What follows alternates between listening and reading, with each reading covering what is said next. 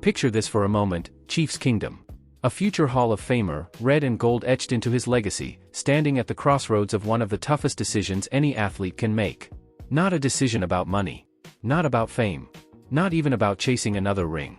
The question hanging in the air right now around Kansas City is much deeper than that. Does Travis Kelce still need football, or does he finally want to live without it? That's the question setting the NFL world buzzing today, and it comes straight from a man who knows this road better than almost anyone. Tony Gonzalez. Hall of Fame tight end. Chiefs legend. The original standard at the position before Travis Kelce came along and, in many ways, redefined it for an entirely new generation. Chiefs owner Clark Hunt has already made it clear. The door is wide open. The Kansas City Chiefs would gladly welcome Travis Kelce back for another season. Another run. Another chance to hear Geha Field at Arrowhead Stadium shake like an earthquake when number 87 hauls in a third down conversion. But as we sit here in late January, the truth is simple and complicated all at once. Nobody knows yet what Travis Kelce wants to do next. Maybe not even Travis Kelce himself.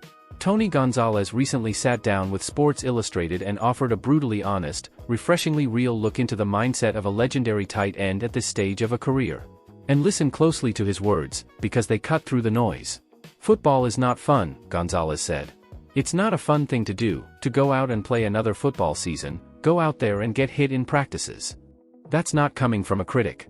That's coming from a man who gave his body to this game for 17 seasons, including 12 right here in Kansas City. Gonzalez knows the grind. He knows the bruises that don't show up on highlight reels. He knows what it feels like to wake up sore every single morning and still lace up the cleats. And that's where the heart of this story lives. Because Gonzalez believes the biggest question Kelce must keep asking himself this offseason isn't, can I still play? It's, do I need to play? For Gonzalez, it came down to chasing something. He wanted a Super Bowl ring. He wanted to see how far he could push himself. Travis Kelce? He's already climbed that mountain. 3 times. Super Bowl 54 in the 2019 season. The drought breaker. The moment Chiefs Kingdom had waited 50 years for. Super Bowl 57 in 2023, the instant classic against Philadelphia, with Patrick Mahomes on one leg and Andy Reid dialing up pure genius.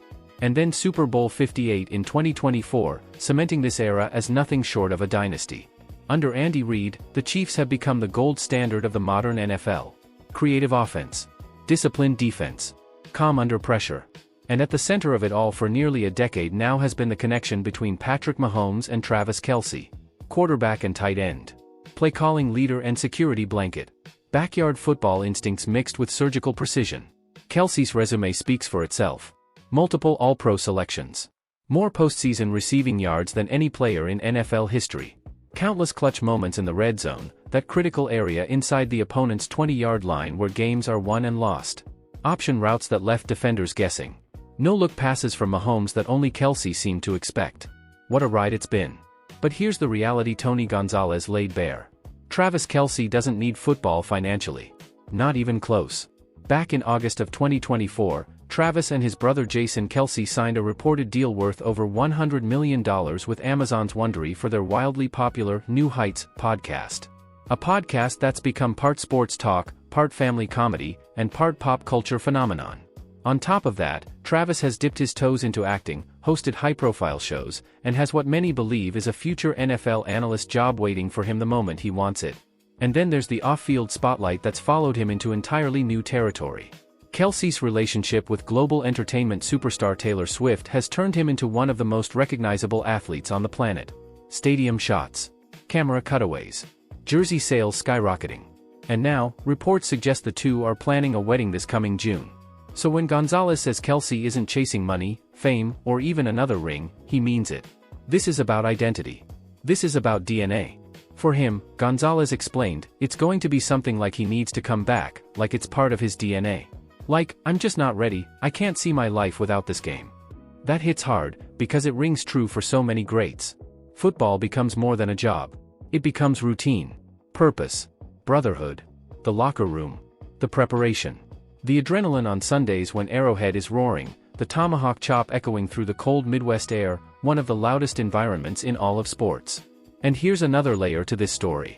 The way the 2025 season ended. The Chiefs stumbled to a 6-11 record, a shocking downturn by Kansas City standards. Injuries piled up. The offense sputtered at times. Defenses bracketed Kelce, daring others to beat them. Patrick Mahomes still flashed brilliance, but even the best quarterback on earth can't carry everything alone. For the first time in years, this team looked mortal. Would Travis Kelce really want that to be the final chapter of his career? A losing season. No playoff run.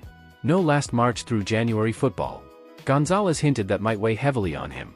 During an Amazon Prime Video feature that aired in December, Gonzalez spent time talking with Kelce directly. And when he walked away, his takeaway was telling. Travis Kelce really doesn't know yet. That uncertainty matters. Because if Kelce comes back, Gonzalez believes it won't be because he wants to. It'll be because he needs to. And that distinction is everything. From a football perspective, the Chiefs would absolutely benefit from his return. Even at this stage, Kelce's football IQ is unmatched. His ability to read coverage on the fly still opens up Andy Reid's playbook. Defenses can't ignore him, which creates space for young receivers, for Isaiah Pacheco's downhill running style, for Mahomes to extend plays and create magic. Pair that with a defense anchored by Chris Jones, one of the most disruptive interior linemen in the league, and suddenly Kansas City doesn't look that far away from contention again. Add a strong draft. A couple of free agent moves. Another year of Mahomes in his prime. We've seen this movie before, Chiefs fans. Historically speaking, this franchise has never shied away from transitions. From Len Dawson to Joe Montana. From Marty Schottenheimer to Andy Reid. From heartbreak to history. Legends like Derek Thomas and Tony Gonzalez built the foundation. Mahomes and Kelce turned it into a modern dynasty. And that's why this moment feels so significant. If Travis Kelce walks away now, he walks away as one of the greatest tight ends to ever play the game. No debate. First ballot Hall of Famer. A Chief for life. A player who helped redefine what the position could be in an era dominated by speed and space. If he comes back, it won't be for headlines. It won't be for endorsements. It'll be because when he looks in the mirror and asks that question Tony Gonzalez posed, the answer is still football. Chiefs Kingdom, buckle up. This offseason is about more than roster moves and draft boards. It's about legacy. It's about identity.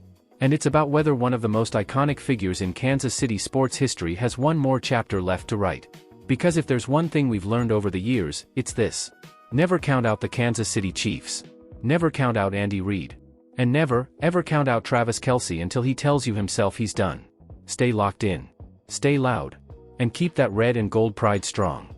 We'll be here every step of the way as this story unfolds, and trust me, whatever happens next, it's going to matter.